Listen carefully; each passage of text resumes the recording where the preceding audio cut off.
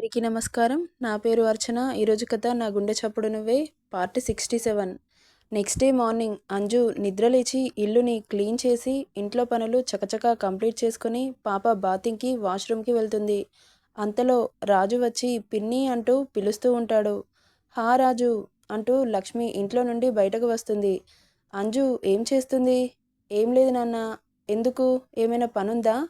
హా పిన్ని, ఒక విషయం చెప్పాలని వచ్చాను. ఏంటి నాన్నా?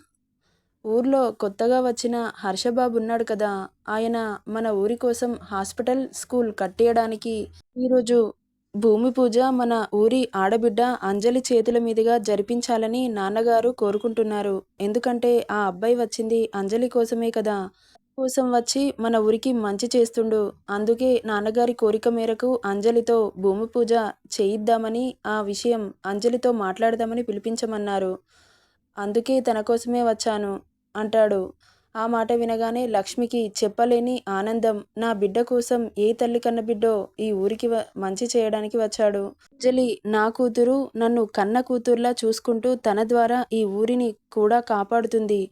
ఇంత మంచి మనసున్న కూతురు నా కడుపులో పుట్టినందుకు నేను చాలా అదృష్టవంతురాలిని అని కళ్ళల్లో నీళ్లు తిరుగుతాయి. అయ్యో పిన్ని, నువ్వెందుకు అంతలా బాధపడిపోతున్నావు? అది బాధ కాదు నాన్న, ఆనందంతో వచ్చిన కన్నీళ్ళు.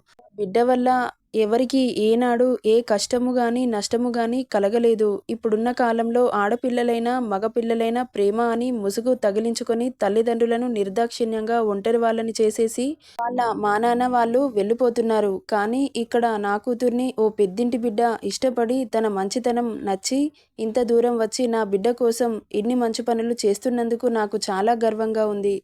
అది నా బిడ్డ వల్లే ఈ ఊరికి ఇంత మంచి జరుగుతుంది అని ఎమోషనల్ అవుతుంది లక్ష్మి. అవును పిన్ని, అంజు బంగారం. తన వల్లనే మన ఊరికి ఇంత మంచి మనిషి రావడం ఏంటి, ఇలా మన ఊర్లో స్కూలు, హాస్పిటల్ కట్టించడం ఏంటో నాకు ఇదంతా చూస్తుంటే కలలాగా అనిపిస్తుంది అని అనుకుంటూ ఉండగా అప్పుడే తలకి టవల్ చుట్టుకొని శ్వేతవర్ణంలో ఉన్న ఆమె శరీరంపై అక్కడక్కడ నీటి బొట్లు పడి మెరుస్తూ ఉంటే పుత్తడి బొమ్మలాగా కనిపిస్తుంది ఆ తల్లి కళ్ళకి. ఏంటన్నయ్య? అంజు నీతో నాన్నగారు మాట్లాడతారంట, ఒకసారి రమ్మని పిలవమన్నారు. సరే అన్నయ్య, నేను రెడీ అయి వస్తాను. సరేరా అనుకుంటూ వెళ్ళిపోతాడు రాజు. అంజు శివయ్యకి పూజ చేస్తుంది. దేవుడికి సాంబ్రాణి ధూపం వేసేసరికి ఇల్లు మొత్తం ఆ స్మెల్తో ప్లెజెంట్గా మారుతుంది.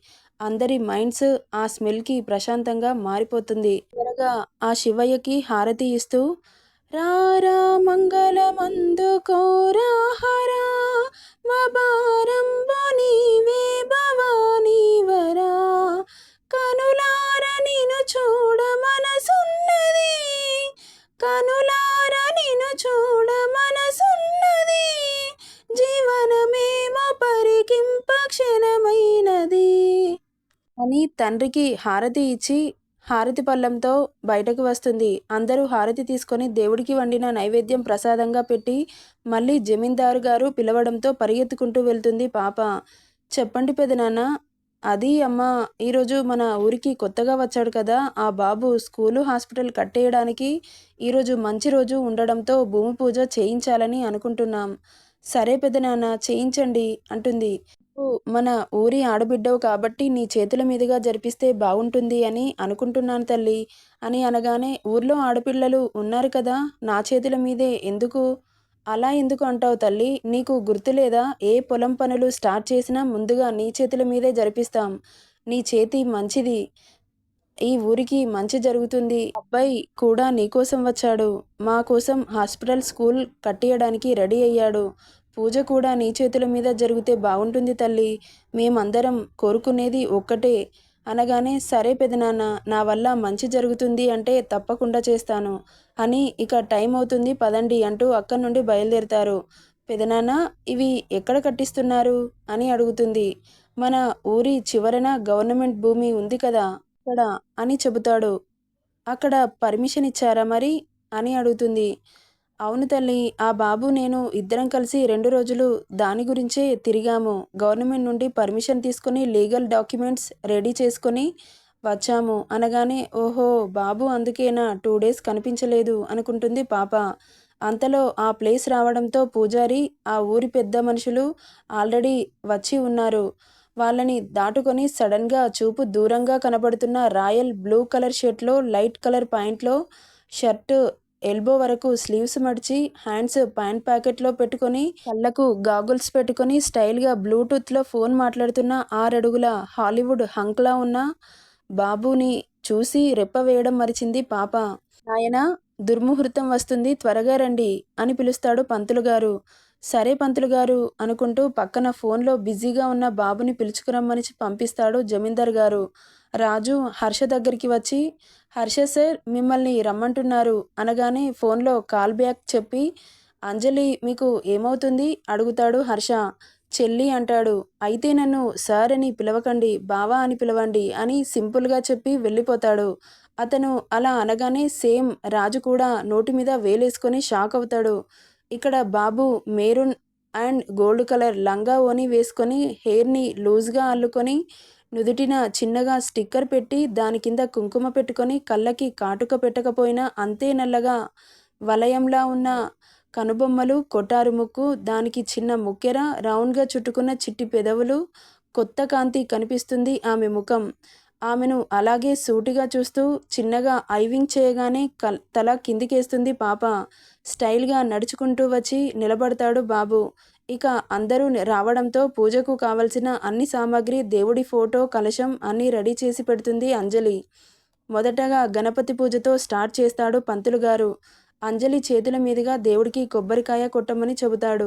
అక్కడ ఉన్న వాళ్ళందరూ కొబ్బరికాయ కొట్టగానే భూమి పూజ ఫినిష్ అవ్వడంతో ముగ్గు పోసే కార్యక్రమం స్టార్ట్ చేశారు. అమ్మా ముందు ఇదిగోండి ఈ ముగ్గును పోయండి అని పంతులు గారు ఎలా చెప్తే అలా పోస్తుంది పాప.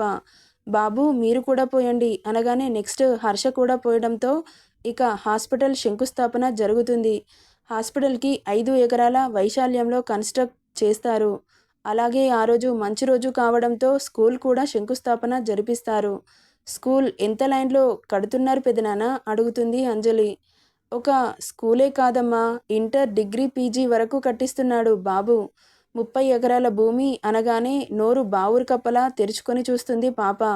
ఆయన అలా చెప్పగానే తల తిప్పి హర్షని చూస్తుంది. బాబు అప్పుడు కట్ చేసిన ఫోన్ మళ్ళీ కంటిన్యూ చేస్తున్నాడు.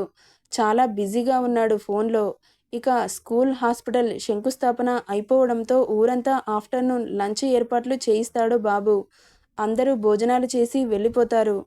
బాబు ఇక ఆలస్యం చేయకుండా అప్పటికే ఇంజనీర్స్తో కన్స్ట్రక్షన్ గురించి మాట్లాడుతూ ఉంటాడు.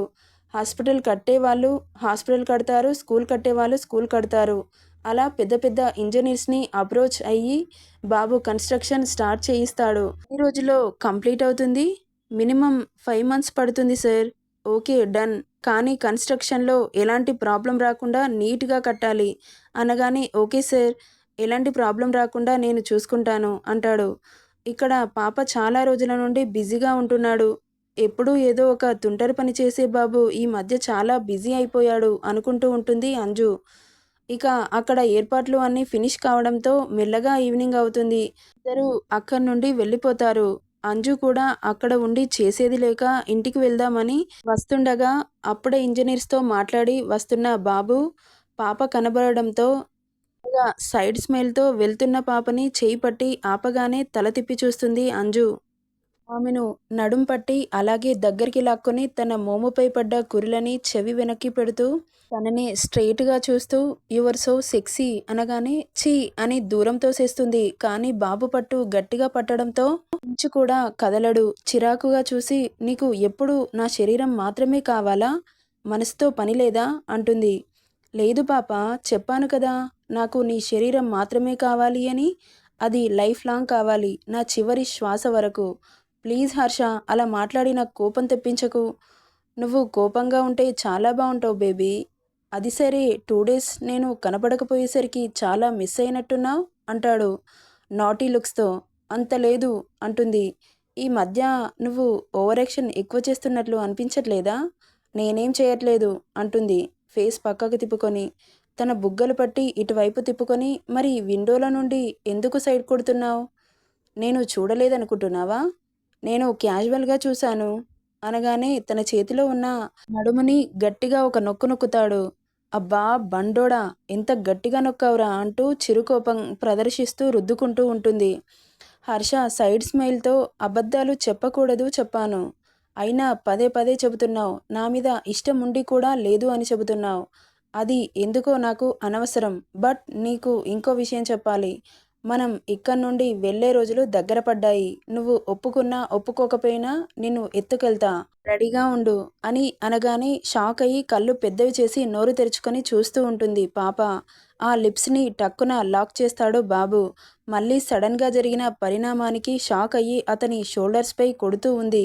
బాబు 3 నిమిషాల ముచ్చటైన ముద్దును ఆమె నుండి బహుమతిగా తీసుకొని తనని వదిలి అక్కడి నుండి వెళ్ళిపోతాడు. హర్ష చెప్పింది గుర్తు చేసుకుంటే భయంతో చెమటలు పట్టేస్తున్నాయి పాపకి. అసలు ఏమనుకుంటున్నాడు? నా ఫీలింగ్స్తో సంబంధం లేదా? అలా ఎలా ఎత్తుకెళ్తాడు? మొన్నటి వరకు నన్ను పెళ్లి చేసుకుంటానని చెప్పాడు. ఇప్పుడేంటి? అని అనుకొని ఎలాగైనా ఈరోజు ఏదో ఒకటి తేల్చేస్తా అనుకుంటూ అక్కడి నుండి ఇంటికి వెళ్ళిపోతుంది. నెక్స్ట్ ఏం జరుగుతుందో నెక్స్ట్ పార్ట్లో చూద్దాం. ఈ స్టోరీ నచ్చితే లైక్ చేయండి, షేర్ చేయండి, సబ్స్క్రైబ్ చేసుకోండి friends. Thank you for listening.